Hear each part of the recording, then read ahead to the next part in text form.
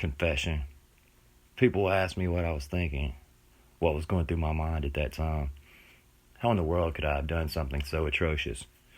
Some might say it was motivated by pure malice. Well, they would be wrong. See, I'm not evil. Far from it. What I did was for all of you. Every single one of you ungrateful bastards. None of you could have understood why I did what I did. December 23rd, 2024. The streets of downtown LA were cold and weathered down, and at 2 a.m. there was hardly a soul walking on the broken sidewalks, except for one. Since the economic downturn, business had pulled out, leaving California in favor of the rising opportunity within the Rust Belt of America, soon to be rebranded the Silver Belt. Of course, with the economic downturn, thousands had lost everything, including a very isolated man who had been working in Klave Pharmaceuticals' research department. It was the same lonely man who was walking down the cracked sidewalk on the chilly December night. He wore his white lab coat, though it was stained with multiple muddy spots. His black boots left dirty footprints in the glistening snow. He turned a corner, stopping in front of an old dilapidated brick building. He muttered something to himself as he walked inside past the foreclosed sign. Inside was a narrow hallway of abandoned apartments where squatters had taken over. The building had been foreclosed for 3 years. The city didn't bother paying for security, considering they couldn't pay for much else. Each room had its fair share of squatters, gangs, and the general remnants of the populace after the crash. But that night, a certain disgruntled pharmacist would begin to commit some of the most heinous acts the state of California hadn't seen since Ted Bundy. The man walked up a flight of broken stairs, so broken that they would give way at any moment. This did not matter to the man in the stained white coat. He had other things on his mind, his stressed and isolated mind. On the 3rd story was his rundown room. It wasn't actually his room, per se, but no one told him otherwise. He opened the door that was hanging off of its hinges, plopping a large brown plastic bag he had been carrying onto the dusty floor. He peered into a broken mirror in the corner of the small, dingy room that had only a mattress on the floor. Looking into the mirror, he could see his cold, icy blue eyes. He sighed, falling onto the mattress. All he could think about was how far he had fallen and how much further down he was about to go. He turned his head to the side, back to the mirror, but instead of his eyes looking back at him, he could only see darkness where his eyes should have been. Confession. I was a good man. I had a good job. I paid my taxes and never got so much as a speeding ticket. But even good men will do bad things for the sake of humanity. I did the things that I did so you ungrateful bastards wouldn't have to. September 14th, 2020. I'm sorry. Things have gone to shit. Stocks crashed. We can't possibly keep the facility running any longer. It's too much money for so little gain. We have to let you go. We have a small severance package that should... What was a man who had lost everything in one moment to do? Yell? Cry? Bottle up everything? The man in the white coat saw his entire life's work go down the drain before his very eyes. He came to the horrid realization that his skinny manager with the bald spot had explained that he just lost everything. But the man in the white coat began. He looked around rapidly, his sweat pouring down his red face. He felt claustrophobic in the small white room. The clock's tick grew louder with each passing moment. I'm sorry, there's nothing left here. Pack your desk by 6. I was this close to a breakthrough, the man in the white coat shouted, his face growing more red and his voice becoming hoarse. Want my opinion? Your experiment was a delusion from the start and was a waste of money. Now get the hell out. You're not the only one out of a job after 6. Now get out. I have to break the news to about 50 more people, said the skinny bald man as he scribbled on a pink slip of paper and handed it to him. That pink slip would go on to be the catalyst to some of the most gruesome crimes committed in Californian history. The man ran out of his office building to catch his bus, but he was too late. He saw the bus driving off in the distance. The rain pattered against his wrinkled face as he sprinted to catch the next stop, but tripped into a pile of mud by the sidewalk. Instead of getting up, he sat there and cried. He cried for a very long time. No one batted an eye at the man in the stained white coat. Confession. You know, when I got let go from Claves, I had lost everything. I had work, unfinished work. All of that was being taken away from me, and I was left with a measly check to try to continue my work. I think it all began with that pink slip. It all went wrong with that pink slip. Ungrateful bastards. December 15th, 2024.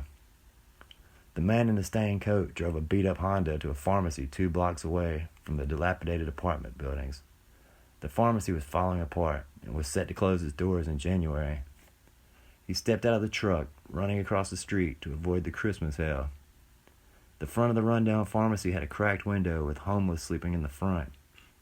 One man covered himself with cardboard. The other did not move, or breathe for that matter. Kneeling down beside the man, he felt his neck. He then crossed himself, standing back up and entering the pharmacy. He heard music as the door slowly creaked behind him. Silent night, holy night, all is calm, all is bright. The man in the stained coat mumbled as his hands began to shake. He slowly walked down an aisle of pain relievers. Each step, his black boot left muddy stains on the floor. He breathed quietly. He looked to the side and grabbed a box of Tylenol. The music continued. Round young virgin, tender and mild, he muttered shakily. He paced towards the back of the pharmacy. He saw a young woman with blue hair working at the counter. The wood on the counter was chipped and the paint was flaking off. The woman looked up at him and smiled. "Hi, sir. How may I help you?" He stood still, breathing shakily. His eyes darted around. The broken tile floor. The ceiling with spots littered throughout. The woman, who looked increasingly concerned. "Sleep in heavenly peace," he muttered aloud. "Sir? There's a dead man outside. Hypothermia got him," the man in the stained coat said as he fidgeted with the box of Tylenol. I know, sir. I called the police 3 days ago," she said nervously as the man reached his hand towards his coat. "And they still haven't come, have they?" he asked, still reaching inside his coat. "No, sir, they haven't. I don't think police come down here anymore." "Sleep in heavenly peace," he mumbled. "Sir? I need a few things from you, young lady." The air was tense. The song switched to Let It Snow, and the man in the stained coat stood with a small rusty revolver pointing towards the woman.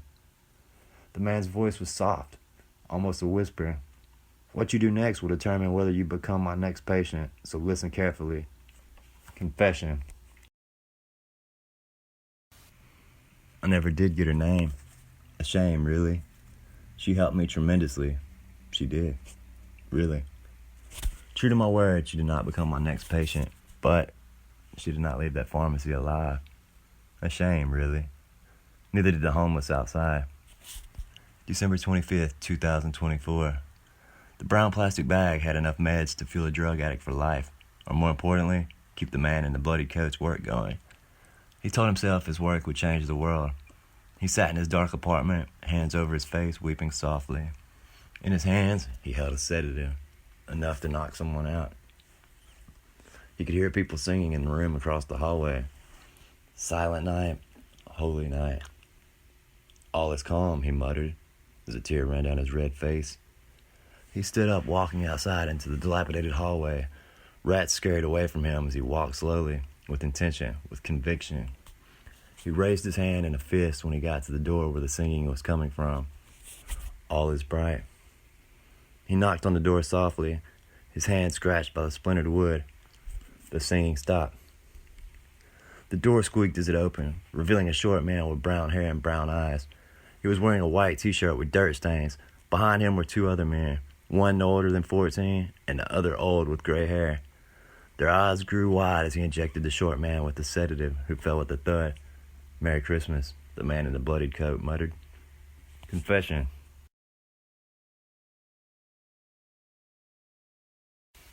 Those 3 men, well, 2 men and a boy, such fine people, put up no fight against the sedatives. They didn't know it, but they would be contributing to the betterment of mankind. I had a good control for my experiment. Expanding the threshold of pain through medical means was the first step to immortality. The first step to never dying again, you know? I don't know which one died first. Maybe the old man, maybe the boy. Maybe the mortician can answer that question. December 26, 2024. No one else squats on this floor for a reason, you know, the man in the bloody coat said as he held out a syringe with a strange liquid inside. He turned to face the old man, whose mouth was taped shut and arms and legs chained to a chair. A muffled scream. Oh, shh. Hush, they can't hear you. No one can. The room was another apartment. Dingy, dirty, rats chattered, the windows boarded shut. The man in the bloody coat spoke again in a grave tone that gave the old man chills. I was a researcher for Klave's Pharmaceuticals, so don't worry. I know what I'm doing. A muffled whimper. Well, a lie. This is my first human experiment, he said, chuckling to himself. He turned and started walking towards the man with syringe at hand. A muffled scream. I'm not gonna lie, mister. I didn't get your name anyway. I won't lie. This will hurt. This will hurt like nothing you've ever gone through. The amount of pain you're about to go through, well, your pain will save us all from death, my friend, he said, holding the syringe to the old man's shoulder. The man's eyes locked onto his. The man in the bloody coat expected tears but saw none. He instead saw something around the man's neck, a dog tag. Engraved in the tag were L.T. Kendall. Lieutenant Kendall, I thank you truly for your service and soon for your sacrifice, he said with a blank expression. He took the syringe and injected Kendall with the serum. At first nothing happened, and the man in the bloody coat was disappointed. He paced around the wooden floor that creaked with each step, fidgeting with the now empty syringe. Then the old man threw his head to the side and began to shake violently. The chains clanged violently as the old man's body shook erratically. His eyes began to bleed a crimson red waterfall. His hands began to turn a dark red as his skin began to feel like fire. The man in the bloody coat watched intently as the old man finally gave out and fell limp. 1 minute, 18 seconds, he said softly as he clicked his watch. He then left the room, leaving the body to lay limp, chained to the chair. He peered into the dark, empty hallway and made his way slowly down the corridor. He looked at his rusty watch that read 12:30 a.m. Well, let's pay the boy a visit, he said, again with no emotion. Confession. If I felt sorry for one thing about my research, it would be the boy. A healthy young man. Never did get his name, though. But he died for the pursuit of science. Though you all want to make his death in vain by blocking my research? Ungrateful bastards. January 5th, 2025. The man in the bloodied white coat stepped into a tiny, dirty room on the third floor of the worn-down apartment building. Cockroaches were scattered on the decaying walls. In the middle of the room was a wooden stool with the boy chained to it. The boy had a terrified expression. Though he could not speak, his mouth had been numbed by an injection. The boy looked frantically around the room. The windows were boarded shut. The door slammed behind the man in the bloodied coat. Hello, boy, the man said softly, his eyes locked onto the boy like an eagle watching a rat. The boy tried to speak, but he couldn't. Instead, tears ran down his face. He squirmed in a futile attempt to escape. Listen, you will be remembered. You're going to help me stop death. We're going to cheat death. I just need to run a few more tests. Mice were not good for this kind of testing, but people, I needed human subjects, the man continued, walking towards a small desk in the corner of the room. On that desk were syringes, bottles of medication, and even more sedatives. The boy continued to kick against the floor, making more noise with each kick. Cut that out or you'll be sorry, boy, the man yelled furiously. But he heard murmurs coming up the nearby stairwell. The boy had gotten the attention of other squatters. Shit, you little bastard, the man yelled as he gathered multiple sedatives and his rusty revolver, leaving the room with the door shut. The man in the bloodied coat took quick steps towards the stairwell. Halfway there, he saw two big men with tattoos covering their faces. They saw him and scowled. You're making a lot of noise, pal. One man with the long beard and an eagle tattoo on his right arm. I'm sorry, gentlemen. I was merely pacing around. My apologies, the man began. But down the hall, a large thud echoed. You were pacing? That doesn't sound like pacing, buddy, said the man with the eagle tattoo. The two men walked towards him, heading towards where the noise originated. The man in the bloodied red coat began to breathe heavily, holding his hands to his head as his face grew red. The two men continued past him, walking down the squeaky hallway. Wait, you can't go in there, the man yelled out of panic. I almost don't want to know what you're hiding, the man with the eagle tattoo said as his hand landed on the doorknob to the room of the now deceased old man. He pulled the door open, seeing the now dissected corpse of the old man. His jaw had been removed along with his eyes. Next to his corpse was a rusty saw with dry blood "Holy shit," said the man with the eagle tattoo. "What the fuck?" said the other man.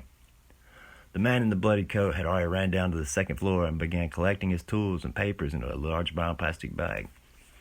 As he put the last bottle in his bag, he heard frantic footsteps running back towards the stairwell. Each step let the wood creak loudly. One of the men yelled angrily.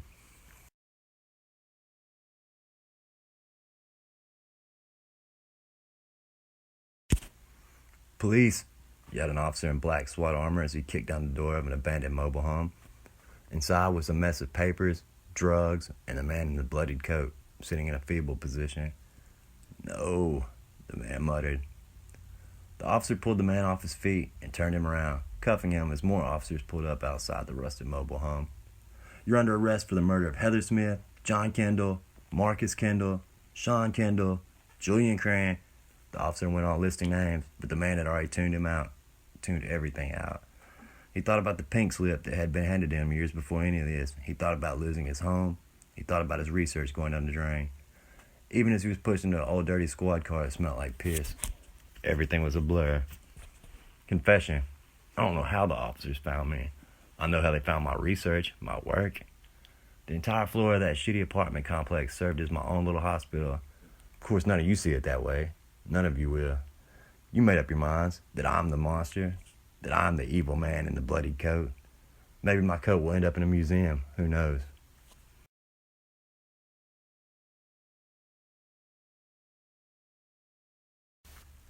February 2nd, 2025. The jury has made their verdict, the judge with graying hair and spectacles said as he unfolded a piece of paper. The entire courtroom was silent, filled with families of those killed or experimented on. The jury looked at the man with hateful glares, not a new sight to him. The past month, he had nothing but hateful glares, even from his own lawyer. On 35 counts of first-degree homicide, the jury finds you guilty. On 40 counts of unethical human experimentation, the jury finds you guilty. On 5 counts of permanent injury, the jury finds you guilty. The court will return to sentencing in an hour. The court is now at recess, the judge said with a look of pure hatred. The court cheered. The man who had become known as the Dark Doctor would soon be put to justice. The so-called Dark Doctor sat next to his lawyer, breathing heavily, and then with a hoarse voice roared at every man, woman, and child that was present. "Ungrateful bastards, I was going to save you all." Confession. They call me the Dark Doctor now. How hard is it to see that I was trying to help them? That's all I wanted to do. I wanted to help them escape death. But they fear the unknown. They fear me. February 5th, 2025. "Please rise for sentencing," the judge said with a blank expression. His glasses shone with the light in the room. The entire court stood, including the accused. The prosecutor rose, straightened his red tie against his dark gray suit. The only person who couldn't rise was Melanie Snow, a young woman with bright crimson red hair and blue eyes that looked as though they were glazed over. She did not stand because she physically could not stand. Not after what the man in the bloodied coat did to her. Within the court's gallery stood a young boy, Jason Mend, who had no hair nor eyes. They had been removed during the many experiments. Now he wore a baseball cap and bandages where his eyes once were. His mother, Diane Mend, had reported him missing December 29th after she had taken him to one of LA's many playgrounds, but later had looked around to realize the boy was gone. She stood in the courtroom with a solemn expression. She would never forgive herself for letting this happen to her boy. In the back of the gallery stood the family of Heather Smith, who had been shot to death at the pharmacy where she worked on the night of December 15th. Her face was almost unrecognizable when police recovered her body. Many more families stood awaiting justice for the many victims of the Dark Doctor. The court sentences you to death for acts that can only be described as heinous, wicked, gruesome, and extremely evil. 3 officers quit after they raided your place. What they saw in there? I saw the photos, son. I saw the photos. You had corpses piled on each other in one room. Dissected corpses. You don't even feel remorse, do you? Not even death is a proper punishment, but it'll have to do, the judge said in a voice of spite, his face red with anger. The defense, a short, chubby man with a face that showed his long hours of work, spoke. "Your Honor, my client would like to say a few words." The judge quickly responded with haste and conviction. almost shouting at the lawyer. I'm sure his many victims would like to say a few words as well, but he took that from him, and much more. He won't say anything to me until his execution. The accused began to grin, his smile revealing his crooked yellow teeth, his lips chapped, almost bleeding, and his eyes bulged widely as he began to fall into hysterical laughter.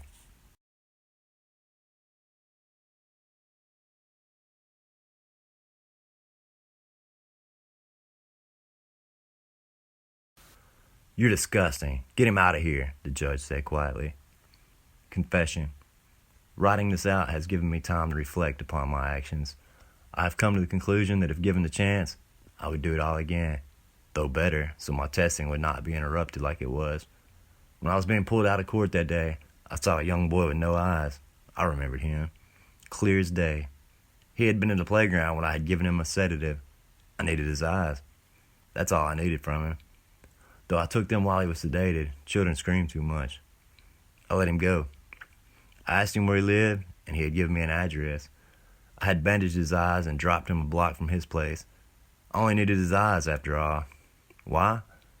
Well, I don't recall why exactly I needed him. I just did. November 16th, 2025. It's time. Stand up, said the guard as he opened the cell door. The guard stood tall, baton at hand. A day dedicated to me? I'm flattered, the man said, standing slowly, shambling outside his cell.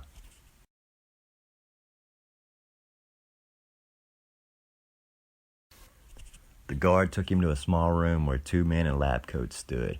They held lethal injections as the guard told him to lay on a chair that looked similar to that of a dental engine. As he lay down, the doctor strapped him down. He faced the observation window where the families of the victims sat, along with the judge and state attorney. They all scowled at him. The guard spoke to him in a commanding voice. Last words? You ungrateful bastards.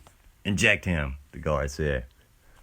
One of the doctors pushed a needle into the man's shoulder, injecting the lethal serum. The man began to shake violently as though he were having a seizure. The two doctors looked puzzled, as this was not a normal reaction, but just as quickly as he started shaking, he stopped, no longer moving. Time of death, 11. Oh, good doctors, the man said in a raspy voice, causing the guard and doctors to jump back. The people in the observation room stood in horror as the man broke from his restraints, grabbing a syringe and stabbing it straight through the guard's eye, who let out an agonizing screech as he fell to the floor. The dark doctor stood raising his bloody hands to the air, his blue eyes now pure black and his mouth elongated into a smile that no human should ever have been able to make.